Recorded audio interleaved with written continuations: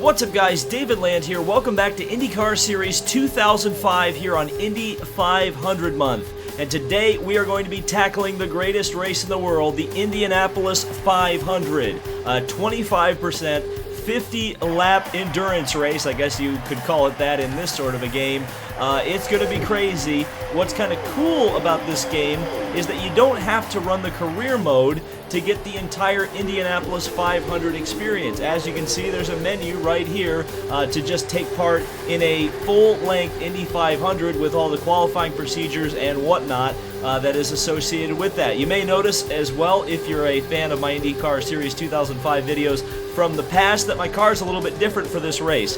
As you can see, I have selected a G-Force chassis rather than my old Lids Delara. I'm sponsored by Rally's Burgers, fries and cola to be exact. And I also have swapped out the Chevrolet engine that I was using for a Toyota. Now, you historical buffs will know that the real-life Indy 500 for 2003, which this game is based on, was won by a G-Force powered by a Toyota in the hands of Gilles de Ferran for Team Penske. So it's a potent combination. It's a combination that's been proven to win the Indy 500. Let's see if I can qualify well and then race for the win.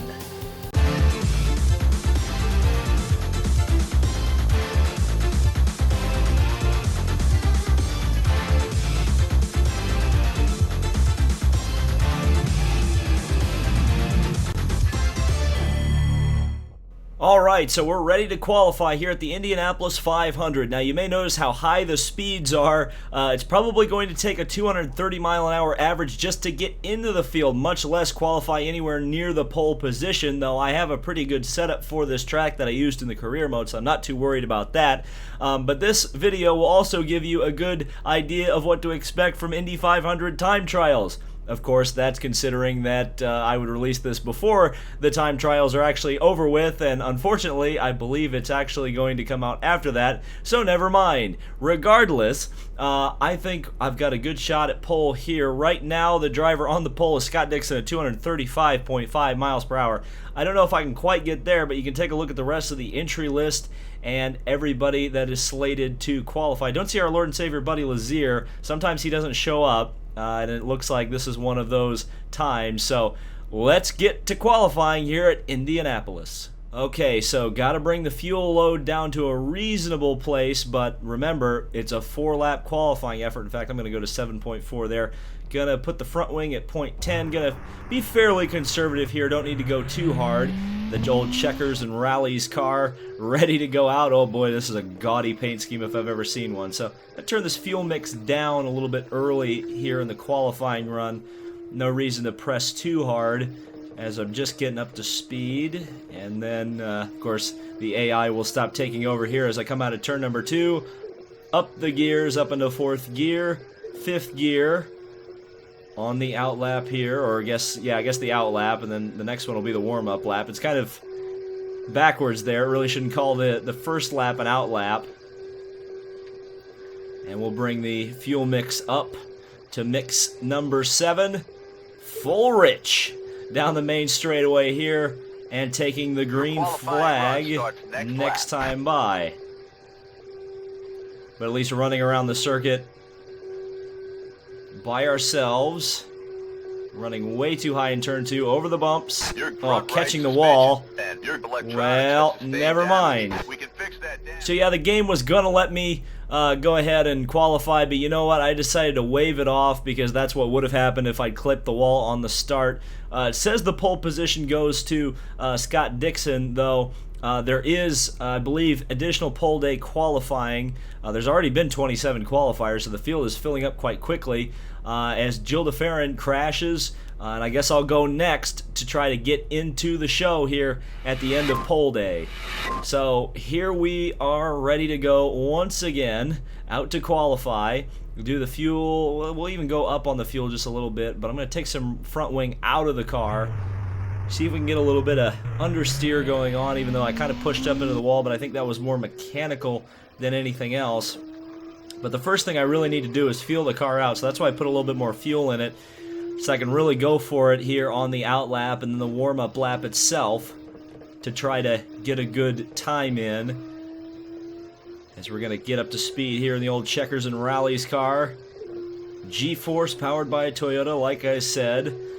Chassis competition back in these days. What a novel concept that was. So the car does feel a little bit understeery, but that's kind of what I wanted to do. That means it'll be fast in a straight line. A little bit of a lift going into turn 4. Car bouncing over the bumps. Down the main straightaway at 235, 6, 7. Should be well over 240. Going into turn 1. I just breathed the throttle just a little bit. Kind of slow through there. Probably could have cowboyed it through there. Again, way too high out of the groove in turn 2. And had to back out of the throttle. Now, this isn't as good of a qualifying effort as I thought it was. I guess the G-Force reacts a little bit differently to the setup than that Dallara did.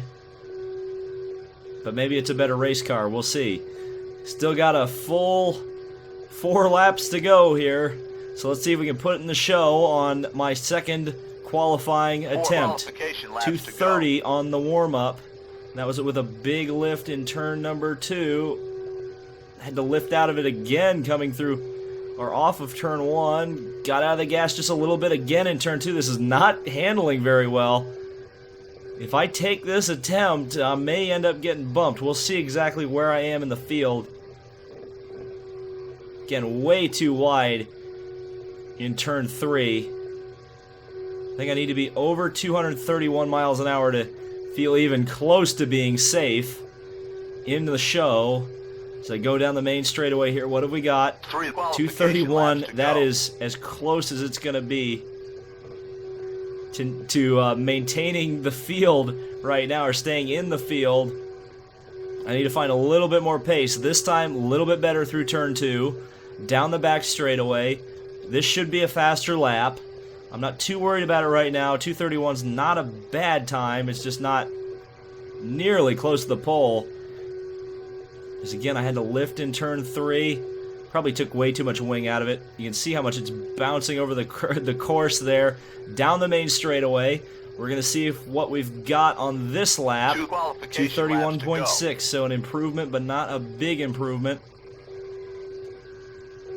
As you can hear the tires squealing in agony.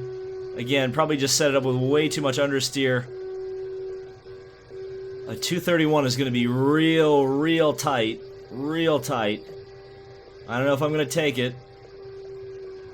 We'll see what what lap 3's average is.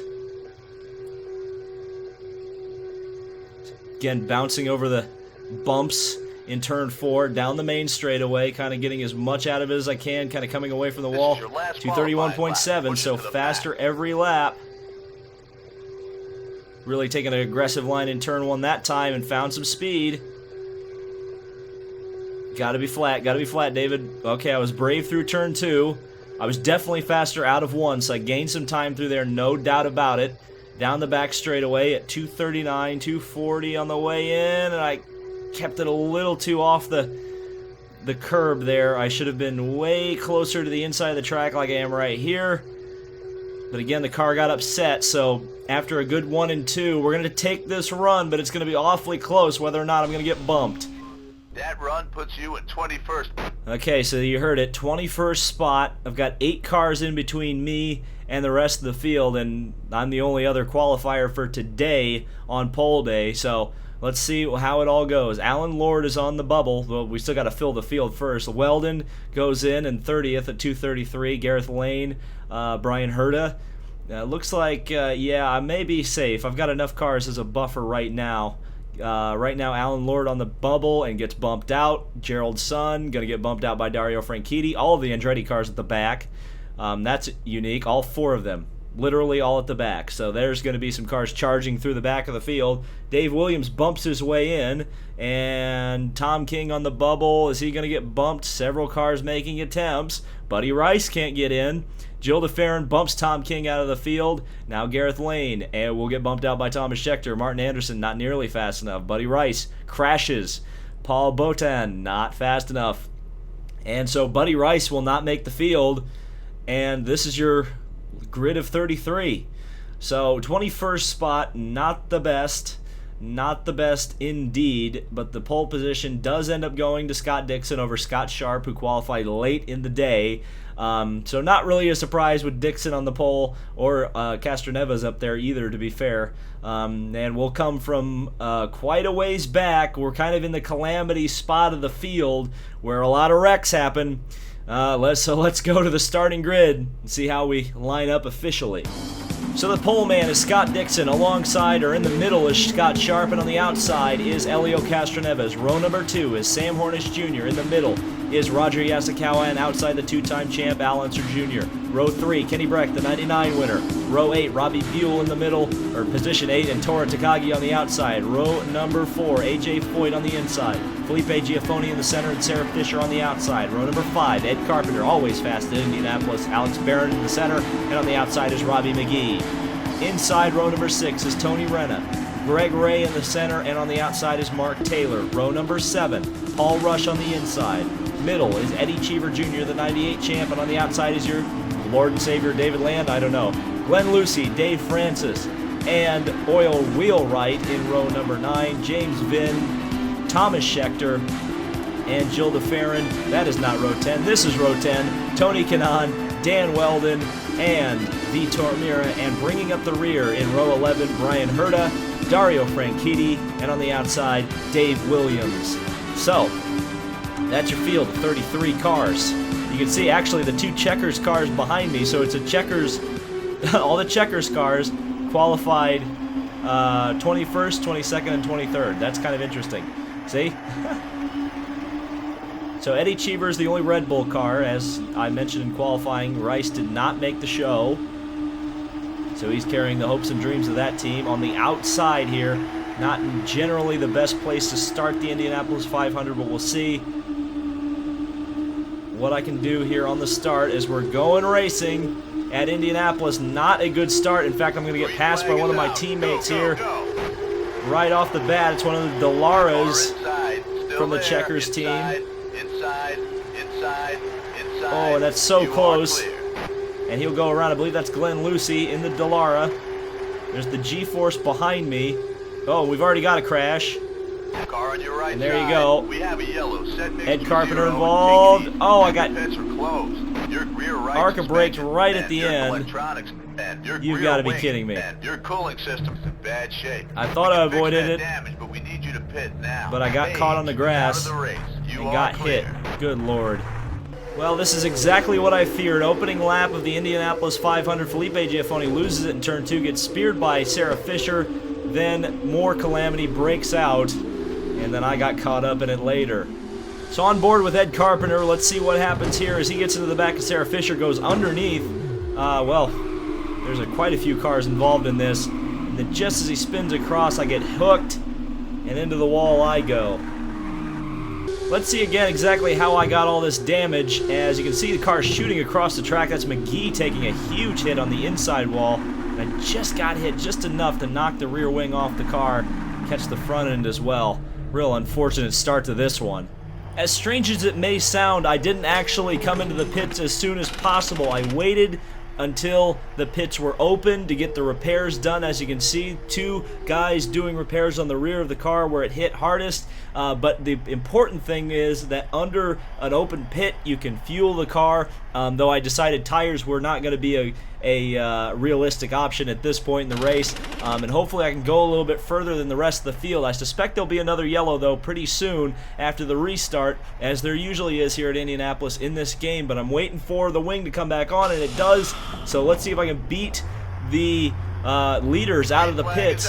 Go, go, go. Green is out for the leaders, at least from what I understand from the spotter. So am I going to lose a lap? Still waiting for them to come around. I've got it in fuel mix 7. Yeah, here come the leaders. So I'm going to be coming out right in the middle of the pack, which is, again, not going to be the most ideal situation in the entire world. That's for certain sure. You are now in 29th place. But I need to try to make up my lap on track as quickly as possible here. I'm going to get in line behind AJ Foyt the 4th.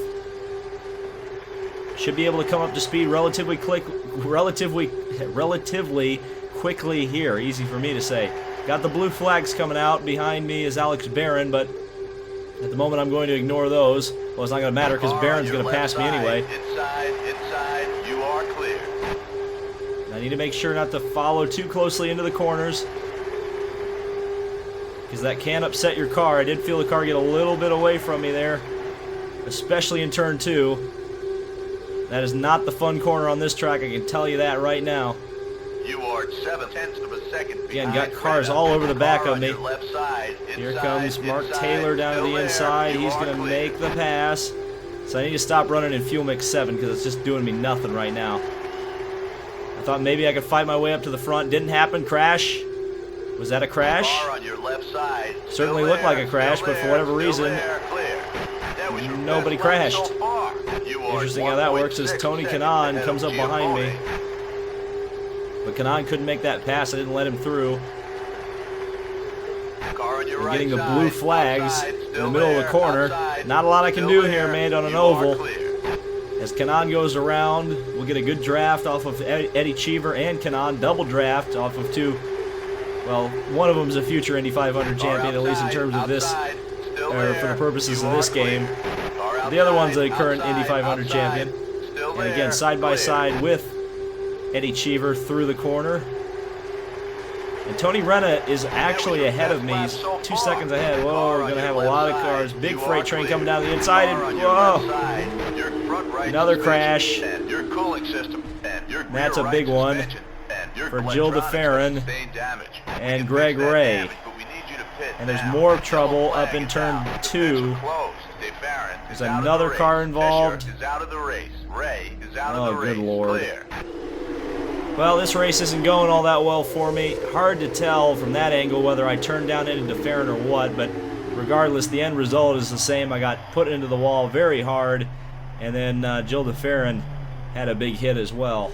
Well, let's take a look, see what happened. DeFerrin shoved it in there. Well, it's pretty late from him, no doubt about it. He gets upside down and then gets speared by DeFerrin, knocking him out of the race. Then there was another crash up here as everybody got slowed down, including Sarah Fisher and Vitor Mira, and then one of the Codemasters cars coming in there late.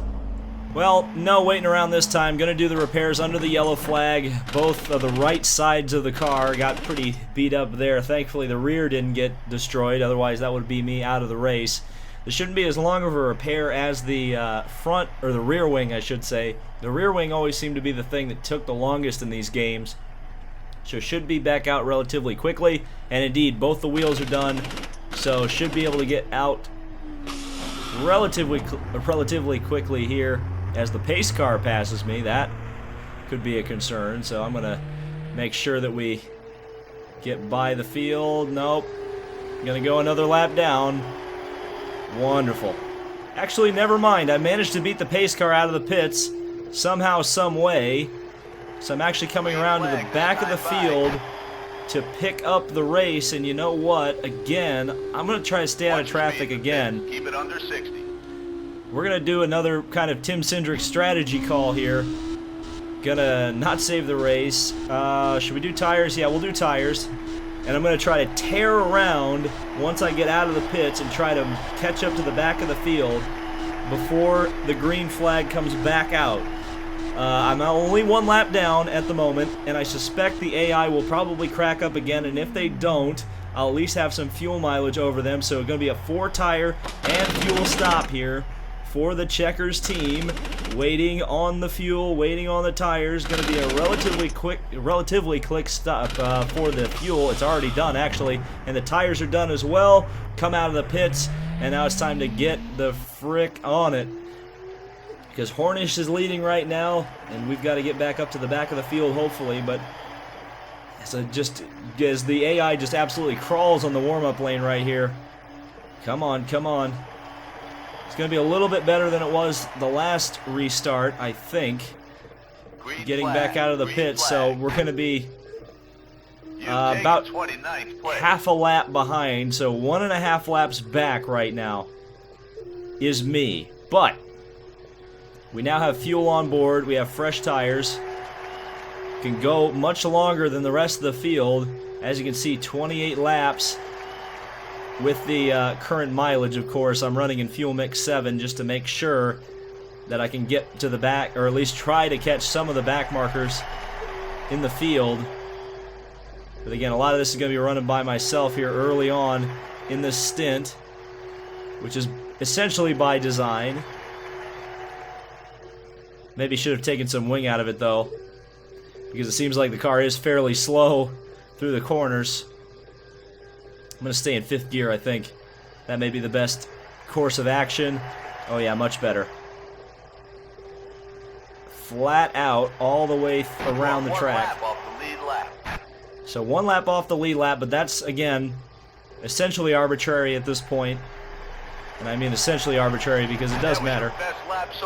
As I set my fastest lap so far because it's really my only 17 seconds behind Mira. Unbulked lap thus far in the Indianapolis 500. Behind Mira. I did not hear how far I was behind Mira because I was talking over it. You guys may have had a better hear of that than I did. The speed is definitely building up. You are 17 seconds behind Mira. 17 seconds, so that's quite a ways back actually. And that tells you how far I am behind at least the back of the field. I would imagine Mira is near the back, if not all the way at the back. That was your best lap so far. But again, I'm just running faster and faster, and that's what I need to do right now. With 25 laps remaining in my fuel tank, I should be having to pit on lap number 38, so with 12 laps to go.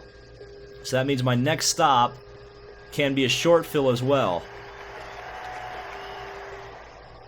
So you kind of gotta have a bit of a recovery drive for the way this race has gone. And again, there's always the potential of a yellow. The one good thing about being this far away from the rest of the field is the fact that I don't have to worry about necessarily getting involved in somebody else's crash were that to happen. And again, I'm gaining 2 seconds a lap on Vitor Mira. You just heard the gap go from 17 to 15, so that's a good thing. I'm running faster than the rest of the field, which in my mind is a good thing, even if I'm a lap down. But if I can come flying up behind the field and get a good enough run and start tearing through a few people, who knows how it goes. The leaders should probably, I would guess, come in around lap 30, depending on their fuel savings. That was your best lap so far. But if there's another yellow, they may be in earlier. Who knows exactly how this is going to play out. And again, just running right at the 231 mile per hour range and really closing in on Mira as he's at 14.1 seconds back, or in front of me, I should say. You are 14 seconds behind Mira. And you hear it from the spotter as well, 14 seconds behind Vitor Mira. Again, just tearing around the Indianapolis Motor Speedway. Not quite the qualifying pace. If I started shifting, maybe we could get up there. That was your best lap so far. But right now, these are pretty decent laps, as you hear. Just keep setting faster and faster laps as I go, as the fuel burns off. And again, looking right around lap 38 that I'm going to have to come in. But again, the gap is closing down significantly. 231.06 on the last lap by for me. So that's right at my qualifying pace.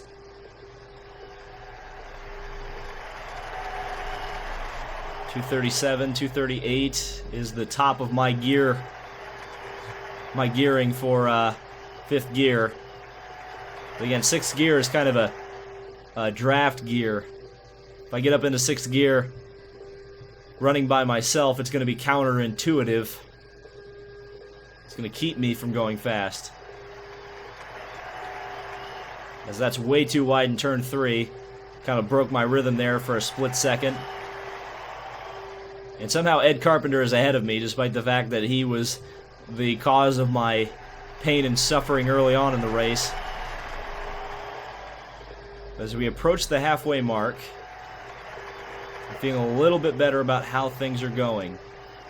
I'm really closing down the leaders, which is something that makes me feel warm and fuzzy inside as Dal Unser Jr. takes the lead from Scott Dixon.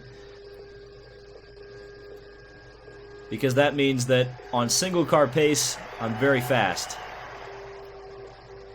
And that means towards the end of the race, maybe I can actually compete. But I need another yellow. I need another crash. I need something to bring that yellow flag out.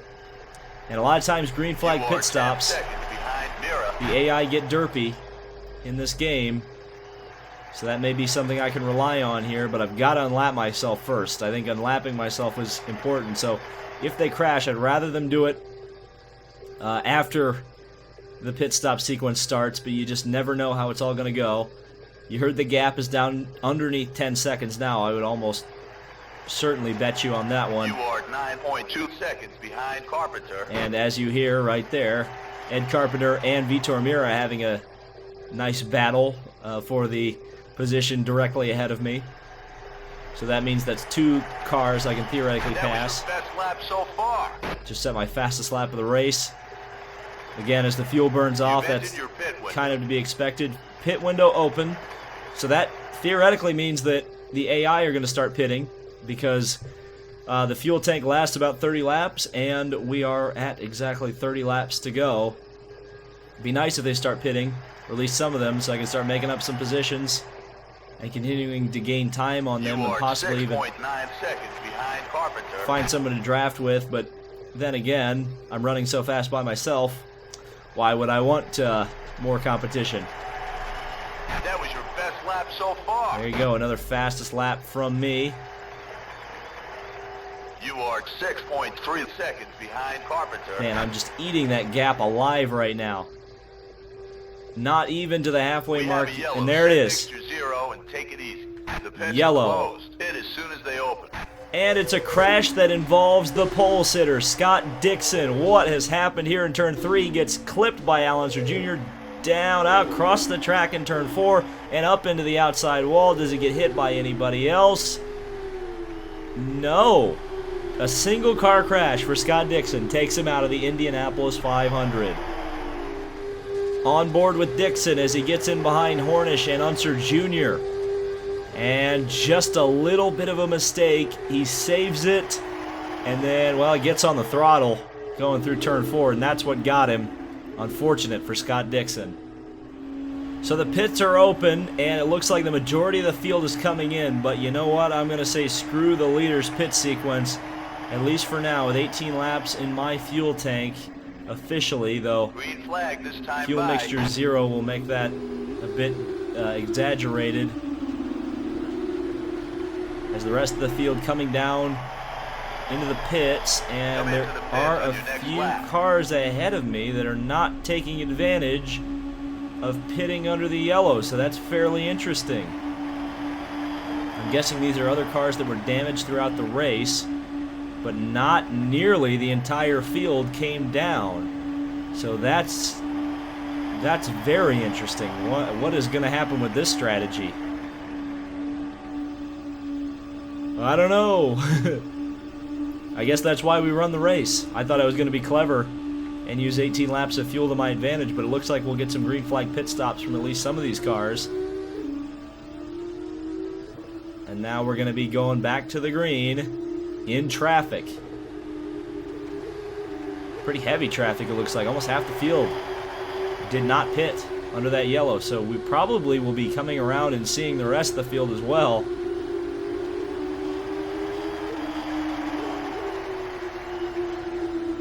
No, the green flag is out, but everybody else is coming into the pits, so never mind, I was being clever. You've taken 23rd place. So up to 23rd. On your next lap. Will I unlap myself, though? That's the question. Well, I guess I've already done that. But I've kind of got a bank on some of these guys having some trouble at the back for me to be able to hold on to that. I think I'm a half a lap now ahead of being lapped by Hornish. And I'm down to 17 laps on the fuel, but 17 laps is more than enough time 15 seconds ahead of Renna. For something else to happen. I should at least be able to pass some of these guys who came in or coming out of the pits, right? Right? I had a full lap at speed as I crossed the halfway mark in the race, and yes, going to pass several cars here. coming out of the pit. So how far up the field do I go? Where I stop, nobody knows. Unser Jr. and Hornish up to 11th. You are now in 11th place. So interesting. So there's 10 cars ahead of me that either have not pitted or they pitted under the yellow. It's interesting that a lot of kind of smaller named teams up there too, it seems. You are 11 seconds behind Williams. Yeah, you hear Williams. That's not a name you hear very often at the Indianapolis Motor Speedway. Interesting, huh? Anyway, right down there on the white line. And have Hornish coming up behind me. I'm only running 220 miles an hour, actually 10 miles an hour off of my fastest lap speed, and I'm not sure exactly whether I should turn the wick up or not. I feel like I've kind of made my bed with the strategy. I should stick to it. And here comes Hornish. He's going to probably make a move on me very shortly. And Hornish using that patented outside line that he made so famous at the Indianapolis Motor Speedway in the mid-2000s. But now I got a draft on Hornish. So I can use fuel mix 1 here. And hopefully Hornish will pull me to glory. Which he's doing right now. I'm able to just hang in the draft, and the car's handling very well right now. So this is exactly what I needed to do, or what I needed for my speed overall. Oh, kind of ran a wide line through turn 3 there. Clean air is important on the front of your car in this game. It's actually very, very important. And if you follow too close to another car, you can't upset your car and you can spin out. You are 0.3 of a second ahead of Unser. Now I'm starting to lose touch with Hornish. But again, I just need to stay in fuel mix 1. Oh, do not stick your nose down there, Al. Do not stick your nose down there. Thank you. Appreciate it. So Unser's going to come around the outside of me. Still there. I'm trying to get another draft off of Al Jr. here. Behind the race leader. And this time I need to not screw up a corner. I'm actually going to pass Al Jr. back. Okay. Junior to the outside. No, he's going to hold on there. So, but what's interesting is now I've got a bit of a pack forming here. And because we are all on the same lap now, at least according to race control, oh boy, that was a bad turn 2. And here comes Elio down to the inside. And there you go. There's a perfect example of the bumps plus the aerodynamics. So that was a lack of mechanical grip and a lack of aerodynamic grip. I'm going to drive underneath Elio in turn 4 and take that position back, at least for now. Hopefully Elio can give me a draft to get back up to Unser. It's not happening. Inside, you are clear. So lift off the throttle, let Elio back through on the inside. Try to work with him a little bit here. Maybe we can both help each other out. I'm actually going to turn the fuel mix up. Discipline, David, discipline. I've forgotten what discipline was. You are 2.4 seconds ahead of Yasukawa. I'm getting the fuel mix down again. That was a bit of a push brought on by the bumps. And here we are, lap 30. I've got 10 laps on my fuel remaining, so I'll have to pit with 10 laps to go. And still no real sign of a potential incident or something happening that would help me out here. I'd really like a yellow to be able to battle at the end of this thing, but it doesn't look like it's going to happen. You are 1.8 seconds ahead of Yasukawa. But again, I'll try to let the race play out as naturally as I can. We're 21 seconds behind Oil Wheelwright, who is leading the race. This is one of the most unlikely Indy 500s in history because one of the AI drivers, who's not even a real-life driver, is leading the 500. And in fact, most of the field in the top 10 is made of drivers. Unbelievable. How crazy is that? Now here comes Yasukawa up behind. You are 2.4 seconds behind Castroneve. Not sure who he's got in tow. Maybe Sharp. Actually looks like Scott Sharp there. Got 9 laps remaining on the fuel. We're sitting here at lap 32. So I'm actually making pretty good fuel mileage, all things considered. But again, really need a yellow, and Scott Sharp is not going to be denied. He is going flying by to the outside, and he's going to get that pass done and absolutely blitz past me. So he put both me and Yasukawa in a not particularly great position. Car almost stepped out on me there. It almost stepped out on me. Had to be oh so very careful right there. I felt it getting light, and I'm like, okay, I got to back out just ever so slightly to hold on to this thing, because otherwise I'm going to be in deep doo-doo. You are 1/10 of a second behind. Driving it off into turn 3, very hard there, trying to stay up with these guys as best I can. Going to use the same move Yasukawa used on me the last lap. And continue to draft off of Scott Sharp. Actually going to get a really good run here. You've taken 15 up in the 6th gear. Yasukawa going to dive up the inside. Still there. You are clear. And Yasukawa did not leave me a whole lot of room. I had to really rim ride around the outside of turn number 1. And diving in behind Yasukawa again. Down the back straightaway, he's actually going to get a run on Sharp. And I'll get the double draft, as Bobby Unser would say.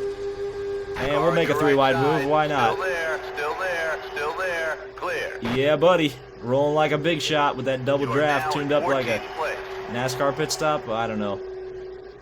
But anyway, that was pretty awesome right there. But these guys are going to get their revenge. Well, I blocked them. I don't know if that was particularly the smartest thing in the entire world to do, but you are clear. Oh, right down the grass. This is a heck of a race, I'll tell you what, but I'm going to have to pit in 6 laps. Oh boy, that was a risky maneuver out of turn 2. And we're going to go side by side with Yasukawa down the back straightaway. Yasukawa going to hold on to it right now. Kenny Brack's up in here, and a car coming into the pits, so somebody's not having a good day. I think that was Robbie Buell, because Sarah Fisher's already out of the race after crashing earlier on in the race. Now underneath Yasukawa, trying to get underneath him, couldn't quite get him. So coming to complete lap number 35, on to lap 36. I bailed out of the throttle just a little bit there because the car's starting to push a little bit because of the worn tires again, cowboying it around turn 2.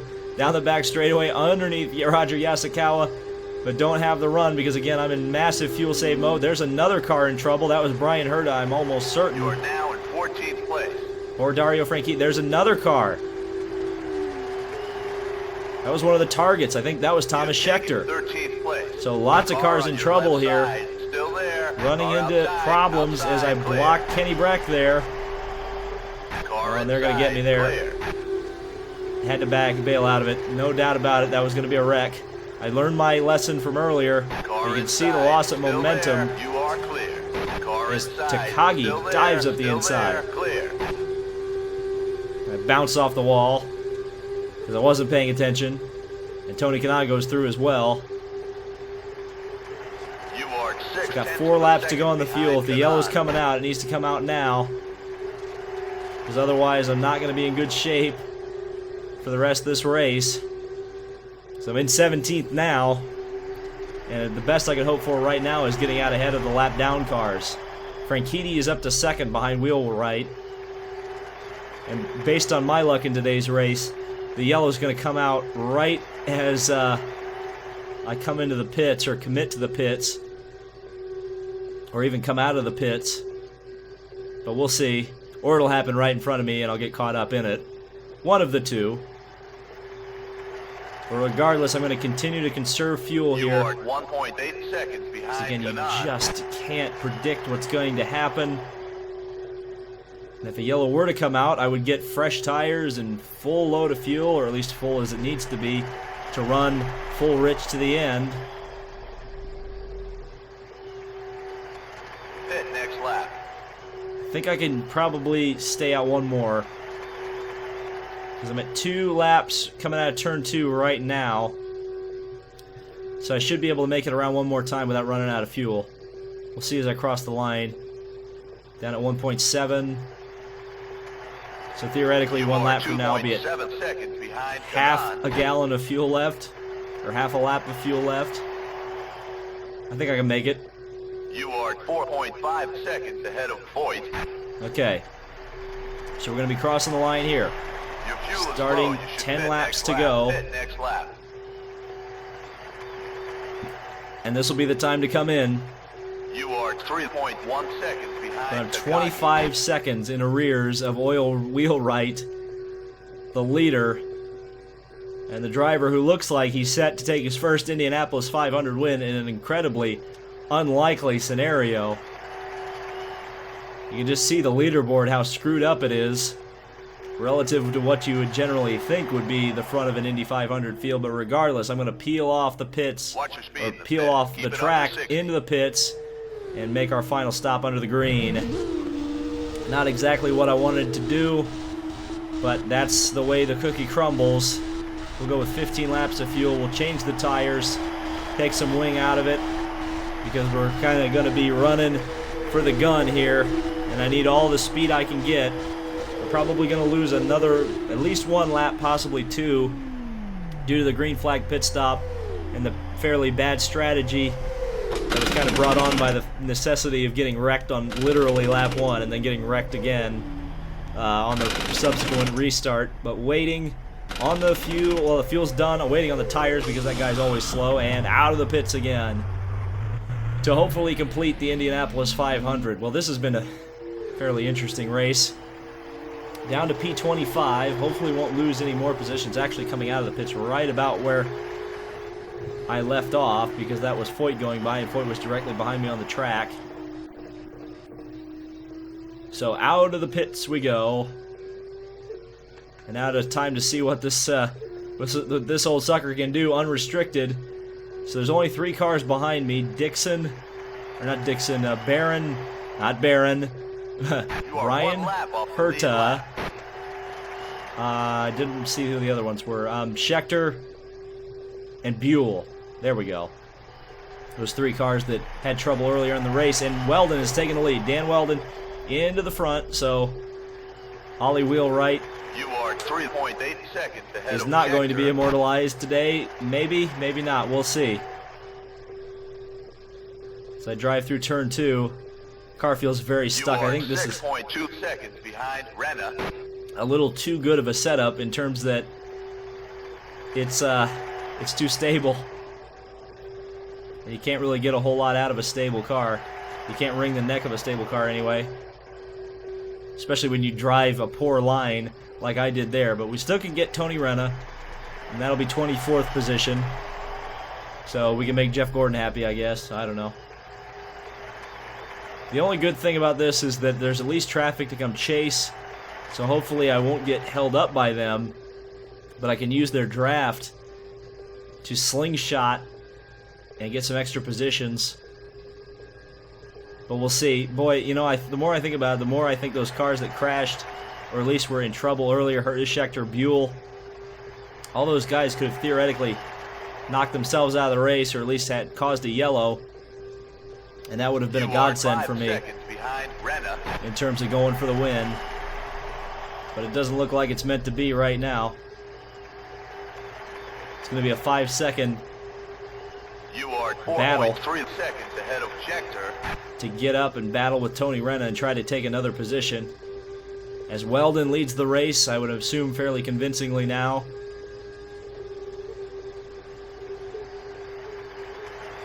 Down a gear. Oh, really catching Mark Taylor here. Should be around him fairly easily. Oh boy, oh boy. That's commitment. That's commitment right there. Barely lifted. I lifted just a slight bit. I'm gonna block him. Inside, you are clear. Had to block him there. I knew I was faster. Kind of had to cowboy it around the outside. Thankfully, he didn't totally commit to the inside. 3.1 seconds behind Tony Renna. Definitely burning the fuel at a big rate, but that's to be expected again. Gotta go for it. Gotta go for it now. There's Alex Barron, who I mentioned earlier. You are 2.8 seconds behind Renna. You are 4.8 Gotta commit. Gotta go for it, David. Schechter. We go up to 237 miles an hour. Past Barron. Clear. Car inside. Still there. Clear. And took the air off his wings. Because screw Alex Barron. I don't want to deal with your crap right now. Again, going to commit through turn 2. Had to lift off. Car on your right side. Otherwise, I would have run right over the back of AJ Foyt. Outside. That would have been bad, but I believe the next car in line is Tony Renna. You are clear. So I should be able to pass him really pretty quickly, because I'm really gaining on Renna. Down the main straightaway. Looking to complete lap number 46. 4 laps to go.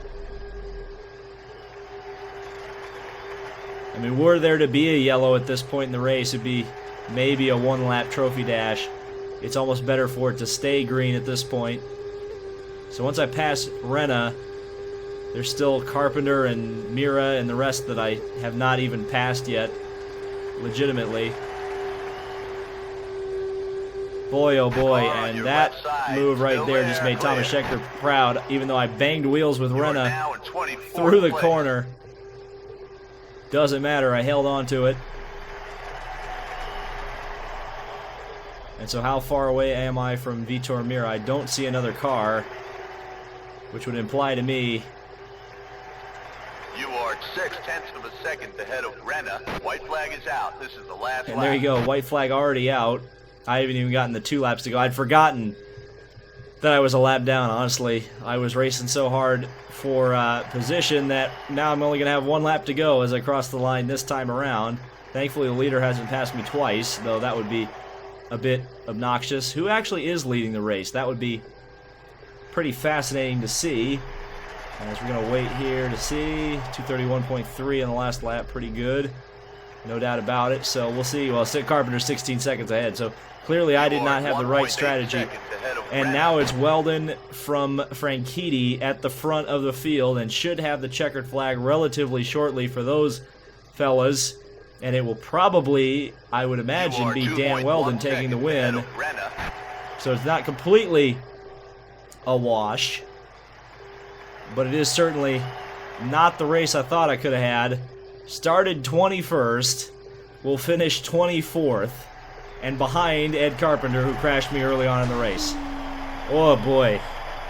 Oh lordy. Okay, so, yeah, Dan Weldon takes the win. Ollie Wheelwright just couldn't hang on to that lead, and I'll come home. Where do I end up coming home? 24th. Actually ran the fastest lap of the race, it appears, but that really doesn't mean a whole lot. Robbie McGee, his fastest lap was a 1:19 because he was crashed on lap 1, and I guess it counted the pace lap as his fastest lap. But it was Weldon from Franchitti, from Wheelwright, Cheever, Lucy, a.k.a. Paul Tracy, the fastest Checkers and Rallies car. In fact, both the Checkers and Rally car finished in the top 10, but not me, despite the fact that I was driving a Checkers and Rallies car. Bad David, no biscuit.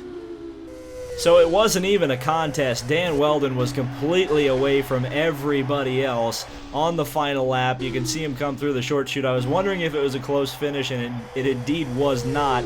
Ollie Wheelwright just couldn't hold off the challenge of Dan Weldon, and he takes his Indy 500 win. Do you consider that his first, his second, or his third? Since this is IndyCar Series 2005, I guess you could consider that his first. But regardless, congratulations to Dan Weldon, but the star of the show, one of the stars anyway, was, I believe, Ollie Wheelwright here in the Codemasters car, taking second. Pretty cool, pretty cool. And actually, I just realized that was an incredibly close finish for second with Dario Franchitti. That's Dario just out in front. And as they head down the into turn 4, out of turn 4, down the home stretch to the inside goes Wheelwright, and at the line, he just missed him. So that was the IndyCar Series 2005 Indianapolis 500. If you enjoyed this video, be sure to hit the like on it and subscribe for more IndyCar Series 2005 and Indy 500 month content. You know, Dan Weldon won the Indianapolis 500 in the game, and I did not do particularly well. Wouldn't it be nice if he could take me to school? Oh wait, he can. That will be a later series coming to this channel, so stay tuned for that.